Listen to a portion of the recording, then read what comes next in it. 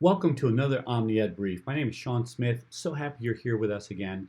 Now, this is one of five, and I say again, I hope you've seen one, two, three, and four. These are all focused on these five critical ways to basically allow for tech tools to enhance communication between home, school, caregiver, educator, school, home in this hybrid, blended, fully online learning. And this last one, we want to focus in on maximizing the power of collaboration. And here's a few tips, a few things to think about. First of all, it's critical that everyone is aware of all the wonderful tools sitting in our learning management system. And so we need to make sure that we've effectively communicated that. It could be how-to videos, it could be checklists, it could be the time on virtual office hours we're walking our caregivers and our students through those things, anything to make certain that those are being used well. Next of all, we need to use those tools to communicate well. It might be to communicate thoroughly. It might be to give lots of different options to communicate that message. It might be to give the platform and forum for others to be asking questions so that communication is two-way. We're listening and sharing. Finally, there's a long list here. We need to also maximize the use of any type of home device in communication. So that's where we're reaching out to that home experience to find out what are they utilizing. So if they are very much cell phone users, then maybe it's a Remind Me app or a different app within our LMS system that we can then push out within our LMS that goes out to an app, or it might be that goes out to a text message or things of that nature.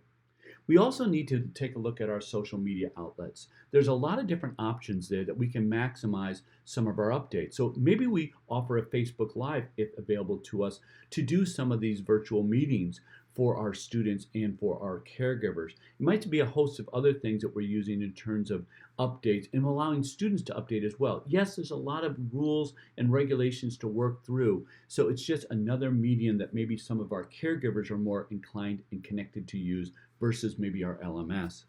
We do need to look though at our LMS and look at ways that it is developed to be able to enhance that free flow of interaction, that ability to make sure that we're all on the same page, because remember, in a collaborative experience, we have shared responsibility. So it might be the fact that those directions that are critical for the student we're working with, that the caregiver really needs to understand, we've promoted that in a manner in the learning management system that allows that parent to then take that responsibility and take a run with it.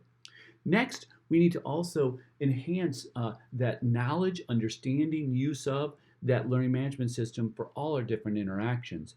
That platform can be fairly powerful, and that's an ongoing message that I'm already sharing here, but utilizing that to make sure that we are, one, independent as users, the caregiver, the student, as well as the educator, but we're also maximizing the use and understanding what the tools and features do to enhance that, being able to take responsibility, the parity that goes along with collaboration, etc. So it might be the fact that we create a series of how-to directions. It might be the fact that we do it in a series of checklists. It might be the fact that we create some videos or find some videos to maximize that use and understanding.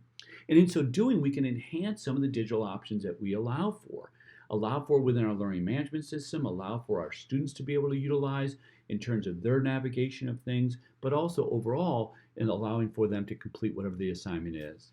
And finally, as it says here, understand how individuals use digital tools to communicate. If we're using one platform, our LMS, but only one feature, and not understanding and appreciating how our caregivers are using certain tools, how our students are using certain tools, then in a way we're in an echo chamber, or we're announcing things to an empty room. So we need to understand how these individuals use the various digital tools, and as we already emphasized earlier, to be able to maximize that. And then, of course, incorporating that. So with all that said, a lot of things to think about to maximize that power of collaboration that's so critical in this age of hybrid, blended, fully online learning. These were some ideas for tools of the trade. This is the fifth of five, so this is the last one. If you haven't listened to 1 through 4, I invite you to come on back to omnied.org, take a look at our YouTube channel, take a look at our website, where we're offering tips and ideas for hybrid, fully online learning to really maximize the needs and support the needs of all learners. Hope this was helpful. Thank you.